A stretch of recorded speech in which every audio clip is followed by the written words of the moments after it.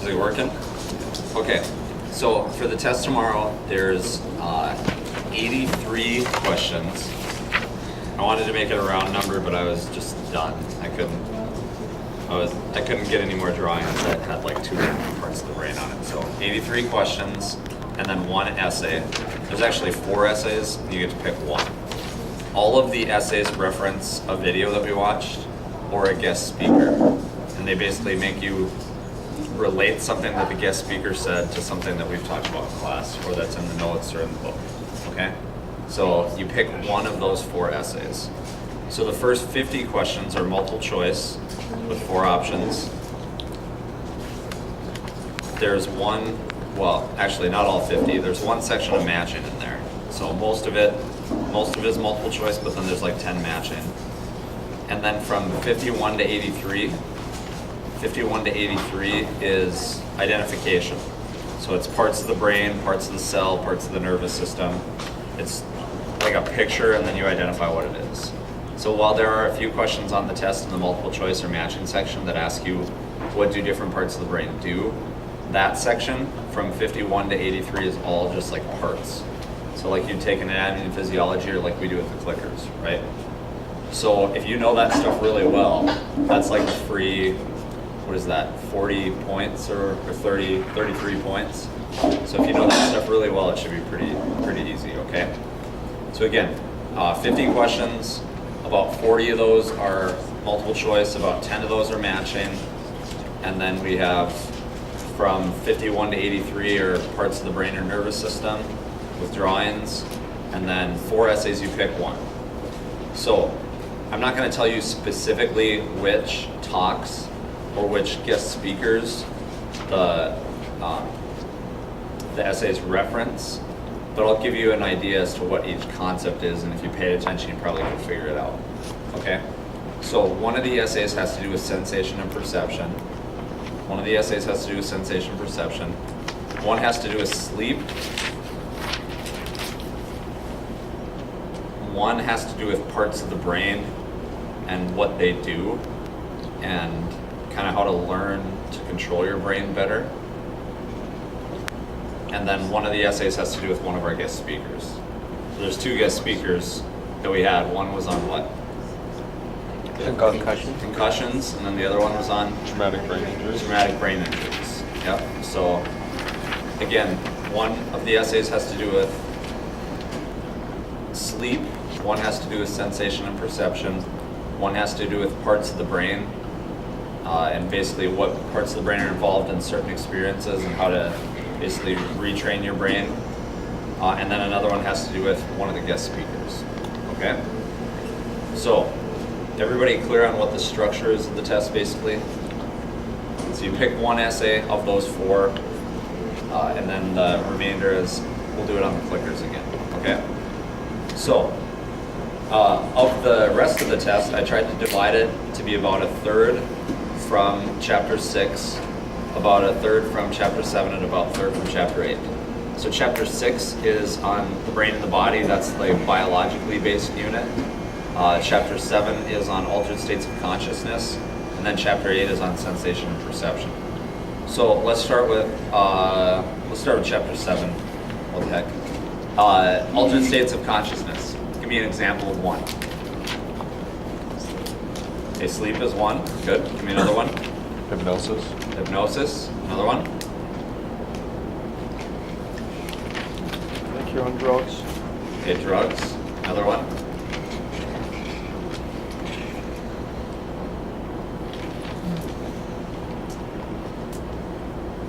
Meditation. Biofeedback. There are other states of altered consciousness, but we didn't talk about those directly. So let's say, for example, you get a really high fever. Can you, if you're like really sick, can that alter how you experience conscious waking moments? Certain types of sicknesses, illnesses will actually give you hallucinations, right? So if you're like really, really hungry, or you have a certain illness, that, like let's say you're diabetic, and then your blood sugar gets way off, that could affect your consciousness as well, okay? So those aren't the only altered states of consciousness, but those are the ones we talked about in the text. Which one involves using machines to try to shape your consciousness. Try to control autonomic responses like breathing, balance, heart rate, biofeedback. Good. Which one involves you like focusing and trying to think on the present moment, maybe breathing in a certain pattern? Meditation. Which one involves you being more open to suggestion? Hypnosis. Good. And then what else do we have? Which one involves a substance affecting you? Drugs. And then which one involves you not being conscious? Sleep. Okay. So more specific than that, but there's a few questions on the test that are about applying some of the contemporary approaches to psychology, probably 4 or 5. Then there's a few questions on different categories of drugs. Different categories of drugs. So you have drugs that make everything go faster, basically, in your autonomic nervous system. What are those drugs called? What's the general term for that class of drugs? Stimulant. Stimulants. Okay, give me an example of a stimulant. Cocaine. Cocaine, Coffee. caffeine, those are examples of stimulants. Nicotine, good. Okay, drugs that like basically flood your brain with dopamine and things that make you feel good. What class of drugs are those? Opiates. Opiates is the class. Good. How about drugs that slow stuff down? Depressants. Drugs that make you see stuff that's not really there or sense stuff that's not really there. Hallucinogens. So you look at the table in the text, it'll give you examples of those. So be able to identify like cocaine is a what? Nicotine is a what? So there's not all of those, but there's a few of those on there. Okay? Also be able to identify some theories for why we dream. So we talked about a few of those. The biological approach, one of those approaches says that dreams basically are just neural feedback from the brain. You can't really tell what the dreams are because it's just your brain trying to make sense of randomness. So it's like you look up at the clouds, for example. People tend to attach meaning to the clouds, right? You see, you're like, oh, that's a fish, that's a softball bat, whatever. So is it really a softball bat? Well, somebody else might see it as something else. So you're trying to create meaning out of that somehow. Biological theorists would say that the brain, some biological theorists would say that dreams are basically the brain just doing stuff to try to figure out what all the neural impulses are. What perspective would say that dreams contain clues to what your subconscious thoughts and dreams are? The Freudian theory or the psychoanalytical theory? Good. When does most dreaming occur? During REM sleep. What does REM sleep stand for? Rapid eye movement. Rapid eye movement. Do you go, when you sleep, how many other stages are there besides REM sleep? 4. 4. When you start sleeping, do you go like 1, 2, 3, 4 REM? What's No. the progression for how you go from Up stage to and stage? back down. Yeah, you go up and back down, and then REM is like, so it's 1, 2, 3, 4, 3, 2, 1 REM. That's the pattern that the text talked about. Yep. Erin was wondering if she can still come. She had to get her cast off today, and she didn't read my text message until. Yep. So she said she's on her way. Is that okay? Yep. Okay. So let's talk about the amount of sleep that people get. So you go, stage 1, 2, 3, 4, 3, 2, 1 REM. You kind of go through these peaks and valleys of different waves. As you sleep, do you spend more time in REM sleep or less time? More time. More time. How about as you age, what happens to the amount of sleep that you get? Less. Is it like the same, and then when you have kids it just drops to nothing, or is Like it a more of like a gradual gradual? It's more of a gradual decrease. Do all people need the same amount of sleep? No. No. So how can you tell how much sleep you as a person need? If you can get up without an alarm clock. Yeah, that's one thing. So if you just wake up naturally. What else? Like, how do you feel? Your age in part. So infants, teenagers, adolescents need more sleep. Good. Okay, let's jump out of sleep a little bit and talk about some other things. What's the general term for a nerve cell? Neuron. A neuron. Good. When a neuron sends a message from one cell to another, what's the term for the gap that that message Synapse. goes across? Synapse or synapse. I've heard it pronounced both ways. So what happens in that process, Mason? Neurotransmitters are being transferred between dendrites and the axon terminal. Yeah, so there's a gap, and then basically there's a signal that goes along the neuron. What's that signal called? When a neuron fires, what's that signal called? I talked about that. There's a slide on it where it shows it, and then I explained it. Action potential. Good. Exactly. So, let's say I were to throw this. Can you catch? Ready? I were to throw this, and she catches it. Okay. And then the next time I throw it, like harder, and she catches it. Ready? Okay. You feel that a little bit more when it hits your hand, right? Is that because the neurons are firing stronger? No. So why is that? Why do you feel more of a, I wouldn't call it pain, but a pressure sensation, right? When it hits your hand, why do you feel more of it? Because It hits more sensory receptors. Yep. It hits more, and then they might fire longer. So action potentials in neurons work on something that's called the all or none rule. So either a neuron fires or it doesn't. It's not like neurons fire stronger to send a message. Okay? We also talked about parts of the brain and what they were associated with. Let me just rattle off a few of those, and I can skip those in the rest of the discussion. Let's start with the four lobes first of all. List a lobe and then tell me what it does. What's something that goes on in that lobe? Okay, occipital, what goes on there? Vision processing. Good. There's more than, like, this is really simplistic, right? So, but vision is the main thing done in that lobe. Good. Somebody else? Frontal lobe, Frontal lobe, what goes on there? like you're processing information. Yeah, rational processing and all that. Good. Another lobe? Temporal lobe. Yep. Some touch, some hearing. Good. And parietal is involved making associations with things. Okay, parietal is involved in making associations with things. You can see there's a list of that in the text. You can find more of those as well.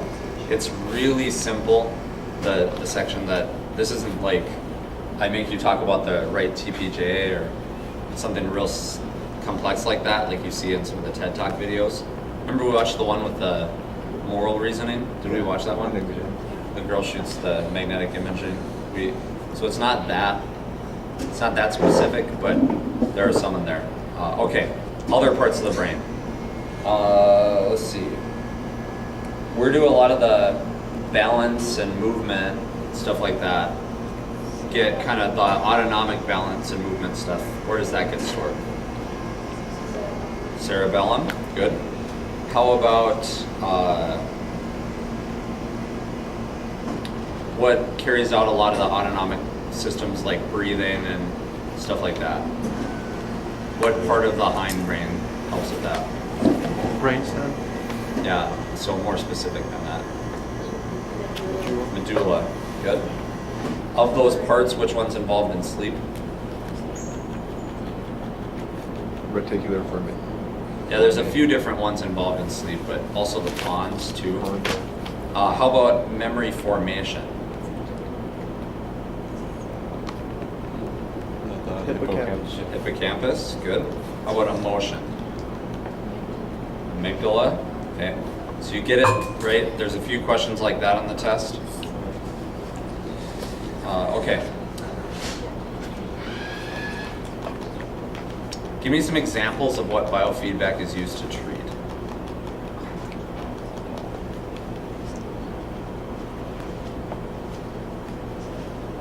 Mental disorders, probably.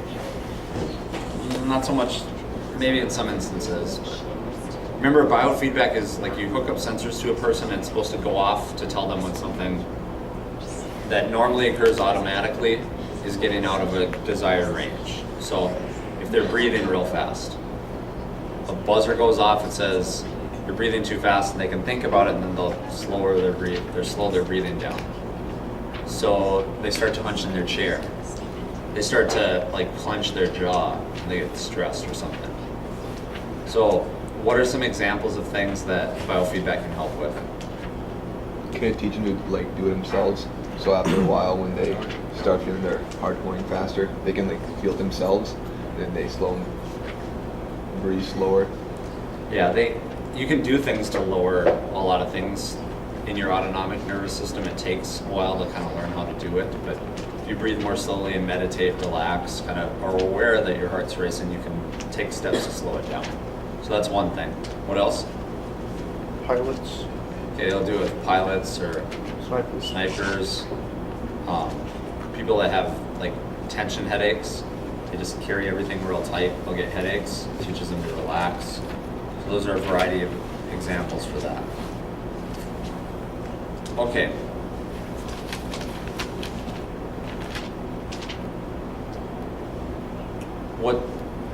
What's another theory as to what sleep does and the purpose of sleep? I talked about how Freudians think that it is so that you can dream and then it'll reveal subconscious desires. We talked about how biological theorists think that it's like the brain trying to make sense of information. What are some other theories as to what sleep does? Okay, maybe to restore energy. What else? Was it for which memories to keep? Yeah. So like clearing out information that's not important and forming long term. Exactly. There's one other major example that is talked about. Is it the adaptive process? Explain a little bit more. It just talks about how it keeps us out of harm's way at night when we would be vulnerable to animals with better night vision. Yeah. I don't agree with that hypothesis though, because when you're sleeping, are you able to respond? Let's say a like lion comes up on you and you're sleeping. Well, Would I'm that? just reading out of the I book, know. okay? I know. But if that's the purpose, it's like, oh, we're gonna make people sleep so that they are more safe at night. Like I don't really buy that. You know what I mean? Somebody goes to break in my house, I want to be awake, not asleep. You know. But that I guess that is a theory, so I shouldn't be too critical of that. But the last one is problem solving. Remember they talked about problem solving? So it's supposed to help with that. Okay. How about hypnosis? What are some things that hypnosis can be used for? Kind of control people. To do what? Kind of control people to make them kind of do what you want. Okay, so make people more suggestible. So get them to engage in behavior that if they weren't hypnotized, they might not in that specific setting. What else? Headaches. Okay, yeah. So relieve pain. Good. And help them like recall vivid details of incidents. Okay, so help with memory. Help with anxiety or other problems too. Good. Okay, if you take a drug a bunch and you think you need the drug, but if you were to quit taking it, you wouldn't actually have withdrawal symptoms. What type of addiction is that? Psychological addiction. If you take a drug and you quit taking it and you have physical symptoms, withdrawal symptoms, what type of addiction do you have? Physical. Physical. So you can have both, right? You could have just one. You could have both. But be able to tell the difference between those two. What's a sleep disorder where you repeatedly stop breathing while you're sleeping? Sleep apnea. Good. How about a disorder where you fall asleep without being really tired necessarily? You just like fall asleep a lot. Okay, narcolepsy. Good.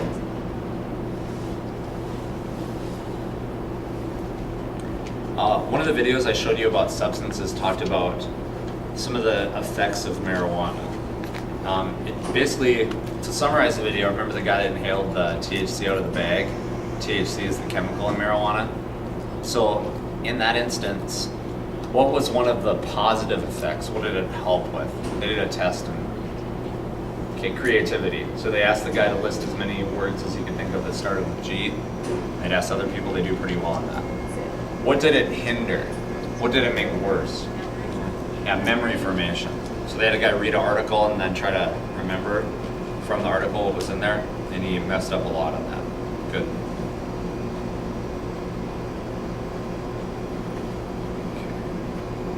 What is the type of meditation? There's 3 types that the text talks about, okay? What's the type that has you doing mantras over and over again? You focus on the moment in one type, and then there's another one where you repeat mantras over and over again. Transcendental is which one? The mantras. Okay, so what is a mantra then? It's a repetitive prayer. Yep. And then what's the other one? You looked it up. Is it the mindfulness? The mindfulness is? Focuses on the present moment. Okay, that's a type of meditation where you focus on the present moment. Good. What's the third one? Breath. And it's the focusing or concentrating on one's respiration. Okay, good. Let's switch gears and talk about sensation and perception a little bit then. If you walk into a place, here's the story. I had a buddy that his parents were farmers and ranchers, and they had a pig farm. His house, his like ranch and everything, it reeked because they had so many pigs, right? So anytime you went and visited him, after a while you didn't notice it. What's that called? Adaptation. Sensory adaptation. So you know how like your house has a smell? Everybody's house has a smell. You don't think it does, but your house has a smell. If you go on vacation for like a week and you come back and you notice your smell, that's sensory adaptation. You wake up in the morning, you're not like, oh, there's the smell. You're just always aware of it. Or you're not always aware of it, you don't notice it when you're in your house. But if you leave, come back after a while, you'll smell it. Anybody notice that or not? Okay. Hopefully it's not like pig crap smell like my friend's place. But, okay, we talked about this today. What's the sensory law that says the greater amount of stimulus, the greater the difference needed to tell the just noticeable difference? Difference threshold. No. That's the term, but there's a law for it. Weber's law. Yeah, Weber's law. Just Yep. kidding. Yeah, Weber's law. So difference threshold is not, I answered that badly. Difference threshold is just like the amount needed to tell the difference between two different things. So we did salt and sugar today, right? So let's say I'm at 1 teaspoon, I put another teaspoon and you can't tell the difference. I put another one in, now you can tell the difference. That's the difference threshold in those amounts. But, so I went from 1 to 2 to 3 in this example, right, Amr? Yeah. So I have 2 more teaspoons and now you can tell the difference. But if we get up to like 40 teaspoons, and I go from 40 teaspoons to 2 more teaspoons to 42, you're not gonna be able to tell the difference there. You'll need probably 10 more or something. So in that case, that's Weber's law. So can you tell the difference between those two things? Yeah. Okay. Okay. We're going to talk about this in the notes tomorrow, but if you look at like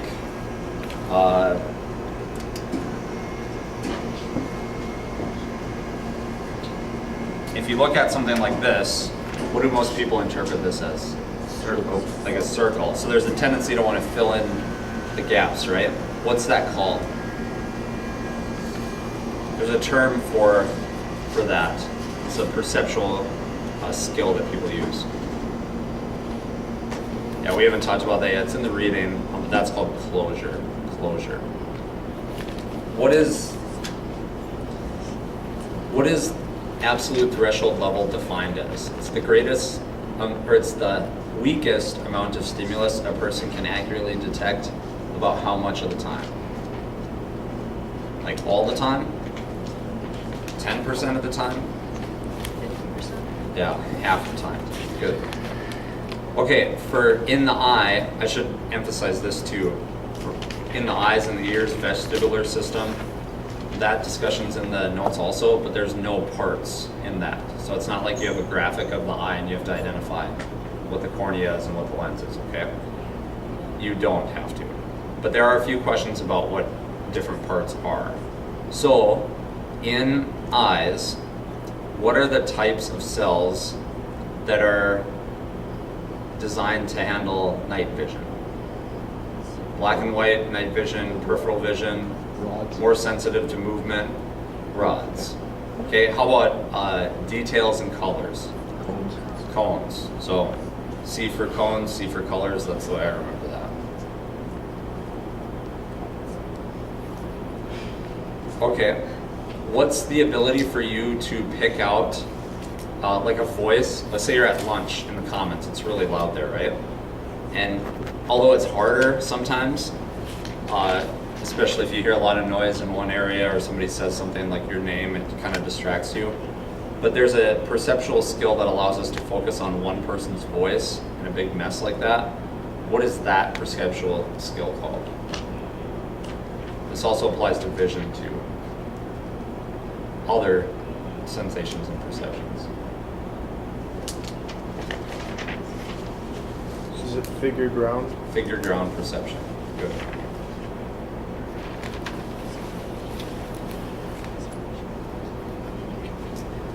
What's the difference between a monocular and a binocular depth cube? Binocular is 2 eyes and monocular is 1. Good. What's the difference between absolute threshold and just noticeable difference?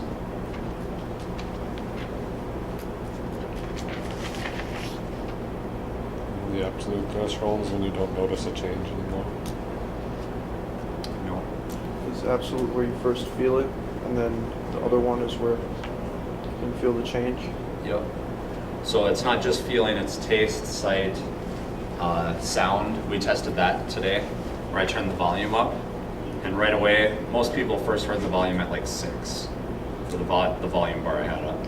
And then when I go from 6 to 8, so when you hit 6, that's the absolute threshold. I can tell it's there. I go from 6 to 8, people could tell it got louder. That's just noticeable difference. But if I went from 6 to 7, people couldn't tell the difference. So from 6 to 8 in that example is just noticeable difference.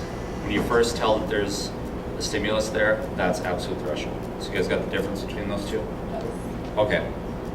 All right, let's talk about divisions in the nervous system. So you have the nervous system overall. You can divide it into 2 parts.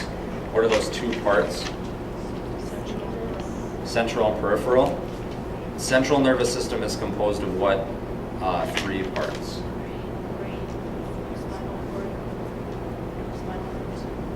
Yeah, brain, spinal cord, and brainstem. Good. Okay, and then basically everything else is the peripheral nervous system. Okay, you can break down peripheral into other parts as well. What are the 2 parts of the peripheral? There's a graphic that shows this in the book. Okay. Somatic and autonomic. Autonomic is automatic, and then somatic is voluntary. So in the autonomic, you can break that down into 2 parts. What are those 2 parts? Sympathetic and Sympathetic and parasympathetic. Good. What's the difference between those? What do they do? Parasympathetic is like normal reactions, and sympathetic is fight or flight. Sympathetic in general functions to speed stuff up. They're antagonists, they work against each other. The parasympathetic slows stuff down. Because if you like somebody came in here yelling and screaming like crazy, trying to play a joke on the girl working, like pops a balloon, we're gonna freak out for a little bit. And then if we just always stayed freaked out, we would die. We need something that slows stuff down too. Okay.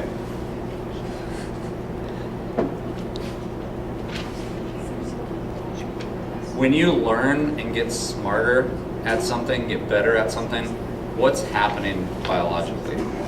You're building dendrites. Neurons are building dendrites. Good. So dendrites are what then?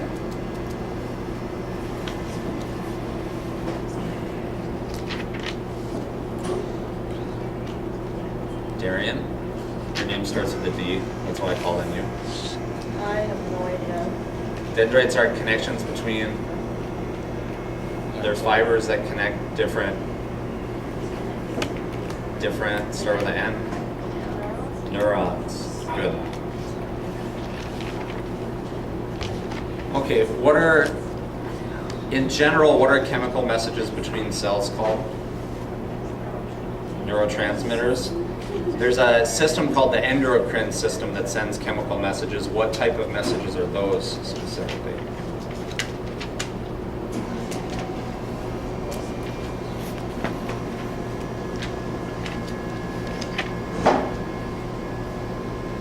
So like stimulate us to make us up. Well, it depends on which part of the endocrine system is functioning. But there are chemical messages. They say that teenagers have a lot of them. Hormones. There you go. Okay. In the nature-nurture debate, what does nurture refer to? Nurture, what does nurture refer to? How you're raised. Nature refers to? Your genes. Yeah. I said nurture first. Sorry. Okay. What are some examples of brain tests? MRI. MRI. So what's that stand for? Do you remember? Magnetic resonance imaging. Good. You don't have to know necessarily what each thing stands for in here, but you should be aware of what different tests are, just at a basic level. What are parts of the cerebral cortex called? Lobes. How many are there? 4. Good.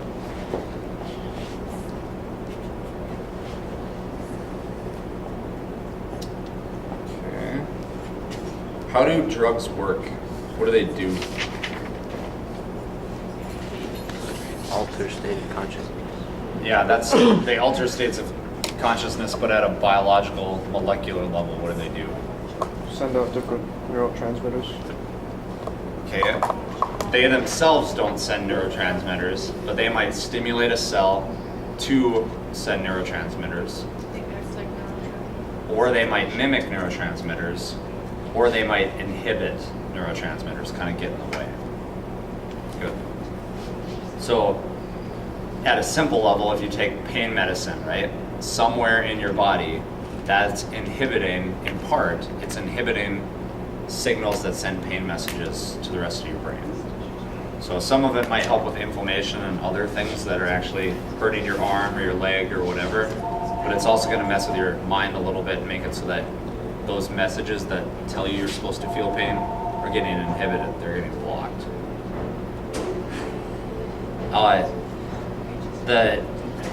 One of the videos in the PowerPoint talks about a guy that had a corpus callosetomy, I think is the name of the surgery. But basically they cut your corpus callosum into parts, like sever it so that your left and right hemisphere. What happens because of that?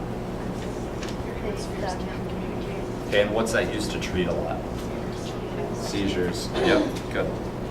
So, if you move your left hand, which hemisphere is active? Your right. Good. So there's a diffusion, like one side controls one side of the body and other side of the brain controls the other side of the body. Good. There's another way to look at divisions of the brain. The forebrain, the hindbrain, and the midbrain.